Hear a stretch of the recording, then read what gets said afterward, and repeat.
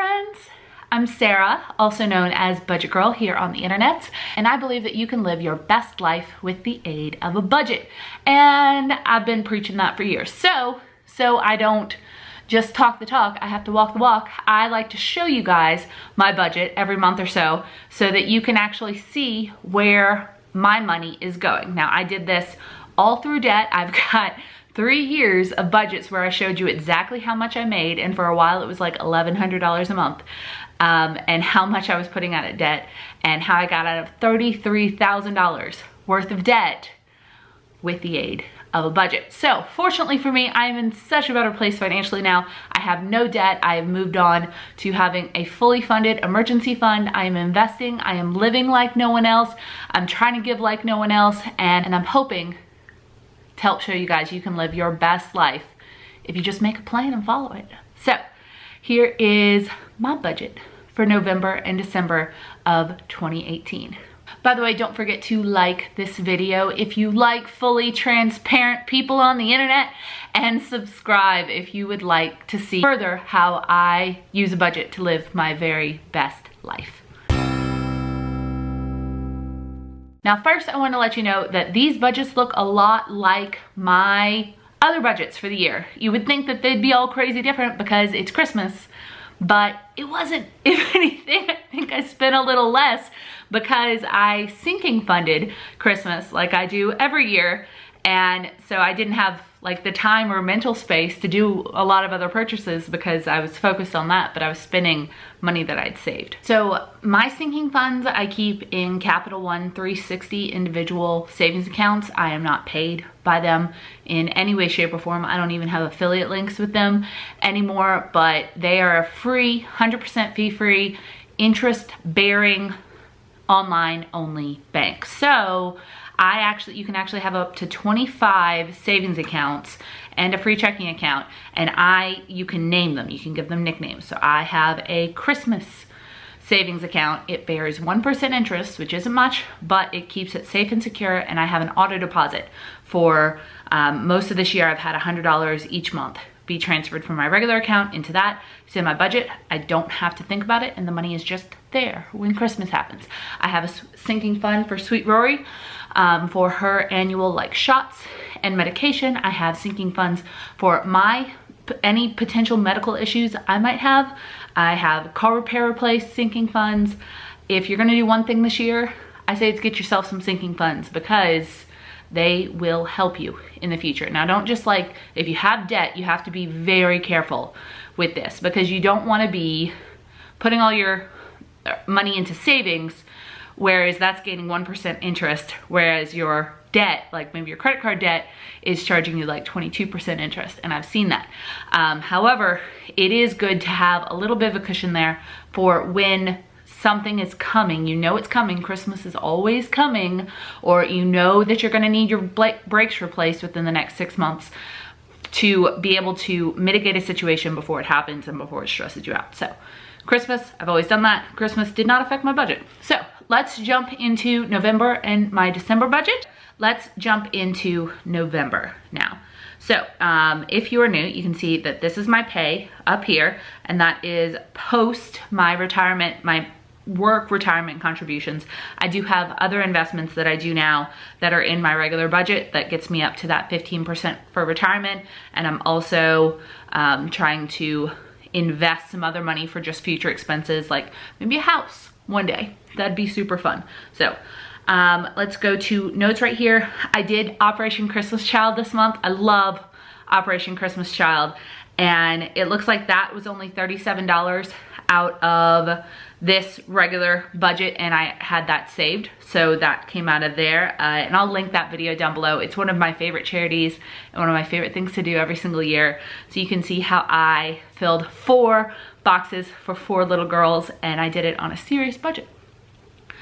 Next up, I had Rory's little nails trimmed, and those need to be done again. Actually, I had them done in November, and that came out of her sinking fund. I also removed $500 from my Christmas sinking fund for Black Friday. In my family, we do envelopes, so we give each other envelopes of money, and then we all go shopping for what we want together. And I still have some money in my Christmas envelope, just because I didn't really find anything that I found some things I wanted, but not everything. So that's just kind of saved. So if you don't use it, you get to keep it, which is kind of nice. And then I also pulled $200 from that fund because Vince and Beth, my aunt and uncle, were visiting for Thanksgiving, and I added that to the budget categories of restaurant and grocery. One, because I was feeding an extra 2 people for a week, and I also wanted to take them out to dinner. So see over here, my groceries budget is usually $300. I upped it to $400 from the sinking fund because, as you can see down here, my total income for the month I have as $3,011 when really it's only $2,811. I took it as income when I took it from my sinking fund. That's a little complicated and you don't have to do it that way. This was just the easiest way for me to keep track, so I didn't have to make like an entirely separate line just for family related expenses. So, and as you can see here, I actually stayed within that budget pretty much. I was $7.50 over, which I consider a win. Feeding an extra 2 people for a week, yes, absolutely. And then in restaurant, I was 38 over. So, but that was not because I took them out to dinner. That was because I got a little happy at the drive-thrus, I'm pretty sure. So, as you can see here, I keep my tithe private just because I believe that's between me and God. But other than that, all of my numbers are completely real here. This is my budget. I do not have the time to make stuff up. And if you really wanted to, you could calculate how much my tithe is based off of all these numbers. I have long-term savings. My rent's $665. Car insurance is $57. That's just, people ask me about that all the time. That is just renter's insurance for my apartment and like minimum on my car, because my car is not worth very much. So I just keep collision and roadside and all like the minimum limits. And I have a car sinking fund for when I want to replace that one day, which I actually finished in December. I'm very excited. All right, we'll get into that more later. I have just a basic phone. Gas was $77. Electrical was a little on the high side, more people here and all that. $148. Restaurant, medical, I keep a Hulu account. My personal budget was actually under, probably because I was spending so much time with my family and I didn't have time to spend too much money personally. We were spending Christmas money. And then all of these are just my sinking funds. So my big savings went to a Roth IRA account this month, and then my Christmas sinking fund, car repair replace, Rory sinking travel fund, clothing, my blessings category, which I only started after I became debt free. I just look for opportunities to like bless someone or help someone, and I spend from that category every month, and it's really fun and wonderful because it keeps me looking out for opportunities to give. And then I had another $200 that I was investing, and then we're kind of randomly over here, I was trying out Stockpile. I don't really like it. I think the fees are too high, so I'm not going to keep investing in that, but I was just giving it a shot, so that's not going to be recurring. All right, and then all these boxes down here, I call them outlier boxes. They just categorize and total out to feed into the main box, which we just went over. So you can see exactly where I spent my money and on what days, etc. So we can go all the way down here, and we can go to my, oh, and you can see right here I have my Operation Christmas Child things where I spent $17 at Five Below, $60 at Dollar Tree, some money at Walmart, and that all came from savings. So I made $693.51 on YouTube, so thank you guys so much for watching this channel, and I'd love for you to keep watching it because I hope you get something out of it. I hope this helps. And I spent $411 on YouTube, so at the very least I'm putting that back in, and that's mainly because I had to pay my website designer for my new website, gobudgetgirl.com, which I think you should totally check out. I'm working on getting some really cool stuff for you guys over there, a lot of like free printables and helpful things and deals, and I'm not making any money off of that site right now. It's all me paying money. There aren't even any ads on it, so you can go enjoy one ad-free site on the internet. All right, and then I had some gifts. I needed a new cord. Some of these, I had to renew my Screencast-O-Matic subscription, which is one of the ways I record this video. And then I had a bunch of like giveaway stuff because I had a giveaway this month. So not a lot of money left over from YouTube, but that's totally fine. And then I had $62.22 left from my regular budget. I also made $6 off of an old affiliate link, and I did 2 money coaching sessions. I also made $60.03 from Ebates, which is so cool. I have the plug-in browser for that, and what it does is once you enable the browser, it just gives you a percentage back on anything that you purchase online. Completely free, and then they just mail you a check every few months. I'll have a link to that down below. It's awesome. And also, if you sign up, you get like $15 free, and I get a few dollars free too. I resisted it for a while, but absolutely 100% worth it. It's just they're paying you to track your purchasing, which someone's tracking you on the internet all the time.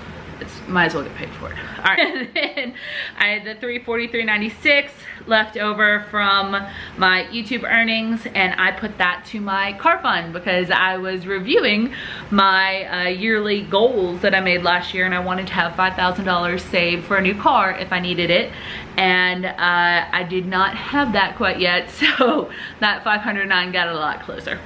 All right, that is how my November went. Let's jump to December. Right, so paycheck was the same. Let's just go through here. Most of these are the same. My electrical was up a little higher. It finally got cold in Texas. I've had the heat on. I don't like being cold. And then my groceries were pretty much right on par. I didn't do any traveling this Christmas. The dates just didn't line up for me to go back to Mississippi, so it was all me staying here, and I miss Vince and Beth very much, but I kept the grocery budget on lock. Let's see, restaurant was $1 under. Yeah, love it when that happens. And then let's see, personal, $7 under. Yes. This is also in no small part due because I had some Christmas money that Vince and Beth gave me, so if I wanted anything, I was kind of using that and then just wrapping it and putting it under the tree. This fuzzy blanket, which honestly I did not need another blanket, but this was at Sam's for like $10 or $15 or something, and it's straight up my color. Rory has decided it's hers. Yeah. All of, let's see, I put the investing to Roth IRA, and then I also saved another $200 to my car fund in December, and all of my sinking funds were exactly the same. I traveled to Austin a couple of times in December because Jacob and I won a free annual pass to the Austin Aquarium, which I love because they have stingrays, and like you can pet all the animals, and they're so sweet and I love them, and we get to go for free now because I entered a Facebook competition. It was just one of those like comment and share and you can win, and I commented and I shared and I won, so now we get to go there all the time for free, and it's only going to cost gas and then like the food for the animals. So I'm actually a little surprised that this didn't bump up the budget a little bit because we got a little happy going to Austin. So yeah, I also, in here, this is including like Christmas crack supplies, which are these chocolates that I make every year, and it costs almost $100 to make them for like the 50 people that I make them for, and that includes like mailing them out to people and giving them to all the people at my office and like my neighbors and my friends and like the people, the maintenance and the managers of my apartment complex. I try to just kind of show them that they're appreciated, and it's like a 3-day, I'm now in recollecting, like Hellfest of dipping chocolate and making cookies, but I'll link the video on it below. It doesn't show the Hellfest, it just shows how to do it. It only becomes bad when you try to make about 400 or 500 cookies. I'm gonna have to work on that next year, like maybe cull the list a little. So that includes doing that. Picking up just a couple of little things, like I got some kitchen stuff and went to Target a couple times and bought a shirt off of Facebook. None of it broke the bank, it was all within the budget. I got to do some fun blessings in this month, and down here you can see how much I spent on Christmas. So this includes Christmas crack, the 72 plus the 25, a gift I got, the envelopes, a book set that I got, a Groupon. It was about $661. I might have missed one thing here or there because I incorporated like food related stuff when they were visiting in November, but this was about what I spent on Christmas this year. It's probably the highest number I've ever spent on Christmas This is only my second debt-free Christmas, and I don't want to go crazy. I don't have a huge time at Christmas or anything like that, but I think it's pretty reasonable for my level of income and kind of what I do. Next year I'm considering going on a trip with my family somewhere instead of us just kind of exchanging money. I think that would be really fun, and they're down for it. So this month I made $752.21 on YouTube. Thank you all so much for watching again. And I only had $67 of channel expenses, woohoo! So I spent some on mailings and then a gift for one of my clients. And then we can just jump on down to, I did one money coaching session and I had $684 left from there. So now this looks a little convoluted, but I'll walk you through it because I was looking at all of my sinking funds and kind of thinking about my goals for the year and trying to contribute a little bit more in the 2018 year to retirement if I could. And I also have some stuff coming up I wanted to fund, and I just kind of wanted to top off a few categories. So I only needed $62 more to get my car repair replace fund to $5,000, which may not be huge for you, but $5,000 in cash will buy you a new used car that will get you around if there was something happened to my car, or if there was some sort of like catastrophic failure to my car, when that's what I wanted. I wanted to have that amount of money set aside this year in case I need or want a new car. I probably don't want a new car and won't in the future. I love my car. I think it's great. I love that I only paid $3,000 cash for it and it works really good. So, but it's there in case I need it. Love that preparedness. I also wanted to top off my medical sinking fund. I don't foresee any medical issues in the future, but I just wanted to have $200 there just in case. Not a ton, but that's well within the comfortable range of kind of what I want there. And then I put the remaining $659, a savings account for an upcoming investing challenge that I'm taking part in 2019. It's actually with Jeff Rose, who is a FinConner and a really huge financial YouTuber. He is kind of hosting this $1,000 investing challenge, and I'll have a video upcoming on that, but I needed to fund the $1,000 for that. So $659 left over, and then I also had $153 left in my Christmas fund, and I added that to the investing challenge account. It's just a sinking fund right now, and I'll decide where to put it and kind of what I'm gonna do with it in the new year, because I'm a little tired. And I just need $187 to kind of top that off. So that'll be fine, and that is what I did with my money in December. So I will be back soon with kind of a January plan video. I'm gonna spend some time actually tonight kind of deciding what I wanna be focusing my money on in the new year. I'm very glad that I kind of topped off some sinking funds and everything looks really great in all of my accounts for 2018. I had a really good year and I hope that you did too.